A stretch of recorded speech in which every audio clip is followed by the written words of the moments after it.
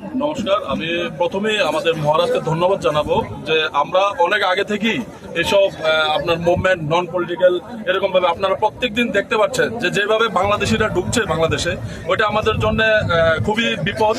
আর 100 জন ঢুকলে আপনার 10 জন ধরা পড়ছে, আর বাকি আপনার 90% লোক ধরা পড়ছে না। বিভিন্ন জায়গায় বিভিন্ন স্টেটে ওরা যাচ্ছে, রোহিঙ্গারা, ইলিগেল মাইগ্রেন্ট যারা বাংলাদেশিরা।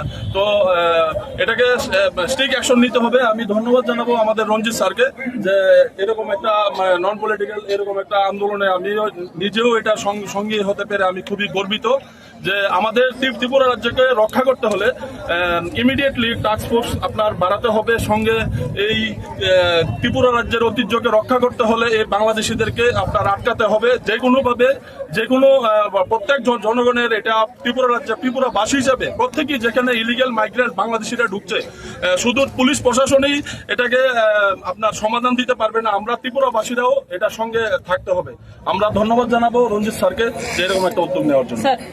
এক মাস পেরিয়ে গেল, 30 ডেজ পেরিয়ে গেছে, টাইম ফ্রেম করা হয়েছে যে হোম মিনিস্ট্রি থেকে যেটা ইলিগাল মাইগ্রেন্ট রোহিঙ্গা রিপোর্ট করার জন্য যে হোম মিনিস্ট্রি থেকে নোটিফিকেশন বার হয়েছে, ওটা 30 ডেজ পেরিয়ে টাইম ফ্রেম শেষ হয়ে গেছে। কিন্তু অন্যান্য স্টেটগুলোতে আপনারা দেখতে পাচ্ছেন, কিন্তু ত্রিপুরাতে দেখে আপনি কি মনে হয় এখানে কিরকম স্টেপ নেওয়া হয়েছে? অ্যাকচুয়ালি আপনারা জানেন যে আমাদের কেন্দ্রীয় সরকার, আমরা নরেন্দ্র মোদীজিকে, অমিত শাহজিকে আমরা ধন্যবাদ জানাই যে কেন্দ্রেতে এরকম একটা সিদ্ধান্ত নেওয়ার জন্য যে ইলিগেল আপনার যে মাইগ্রেন্টস ঢুকছে তাদেরকে আটকানোর জন্য। কিন্তু আমাদের ত্রিপুরা রাজ্যে আমাদের কেন এটা আপনার সম্পূর্ণ কাজটা সম্পন্ন করছে না বা এরকম কেন স্ট্রিক্ট অ্যাকশন নিচ্ছে না, আমরা ত্রিপুরা সরকারকে আবেদন জানাবো, অনুরোধ জানাবো যে এরকম বিপদ সীমার থেকে আমাদের ত্রিপুরা রাজ্যকে রক্ষা করার জন্য এবং টাস্ক ফোর্স সহ বিভিন্ন ভাবে বাংলাদেশি মাইগ্রেন্টদের যাতে আটকানো হয় তার জন্য আমাদেরকে সাহায্য করেন প্রত্যেক ত্রিপুরা। আপনি কি আশাবাদী আপনার আজকে যে রিয়েলি সরকার আমাদের আওয়াজটা শুনবে? আমরা আশাবাদী যে আমাদের এই আওয়াজ সরকার নিশ্চয়ই শুনবে। কেন শুনবে না? আমরা ত্রিপুরাবাসী, সরকারও আমাদের আওয়াজ নিশ্চয়ই শুনবে। আমরা এটা আজকে আমি রঞ্জিত স্যারকে প্রথমে ধন্যবাদ জানিয়েছি যে যদি না শুনে তাহলে আমরা সামনে আরো তীব্র আন্দোলনে যাব, আমরা রাস্তায় নামবো ত্রিপুরাবাসী যারা আছে। এই যে মুভমেন্টে নেমেছেন, সামনে যদি কোনো একটা বিষয় বড় যদি বিপদ হয়ে যায় তখন কি করবেন আপনারা? এই ইলিগাল বাংলাদেশি রোহিঙ্গা পুঁজিবাগের জন্য কি স্টেপ নেবেন? শুনুন, নিজের রাজ্যে নিজেরা আমরা ত্রিপুরাবাসী সর্বপ্রথম আমাদের রাজ্যে আমাদের কোনো বিপদ হবে না। আমাদের সরকার আমাদের পাশে থাকবে, আমাদের এটা বিশ্বাস।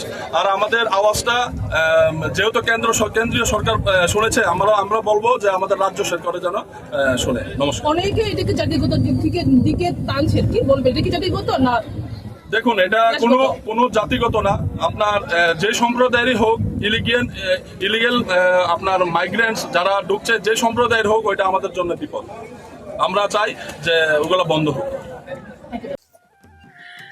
খুলুমখা আং পিনাকি দেববর্মা ত্রিপুরা হাস্তিনি জতলুকুরবননো স্বর্ণকমল জুয়েলার্সনি বখাক্তৈ রথ यात्रानि खाका हामताय खुलुमु याफारु স্বর্ণকমল জুয়েলার্স নংনি বাগি তুই ফাইকা স্বর্ণ বর্ষা অফার অফার চেঙ্গিরি জাগনাই 23 জুন নিশিমি 12 জুলাই জরা তাই বতং নংনি বাই কক্তমা কাহাম আবং খা নর কচাম রাংচাকনো সেলাইব কতাল হরমার্ক গনাং রাংচাকনি মানি তালাংনানি শেপ বতং অবশ্যমিয়া কতর খলাই ডায়মন্ড নি নেকলেস এক্সিবিশন ব চেঙ্গিরি জাগ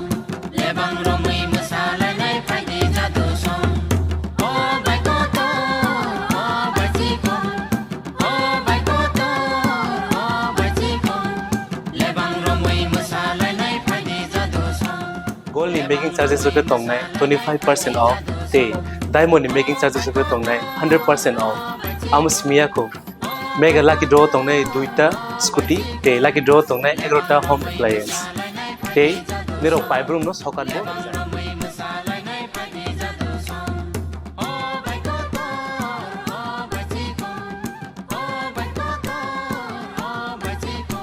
Totanaro lamsogo Swarnakamal final bargain তাই চিনি স্বর্ণকমল শোরুম শালগ্রাম খুলুক যাচ্ছেন হামবাই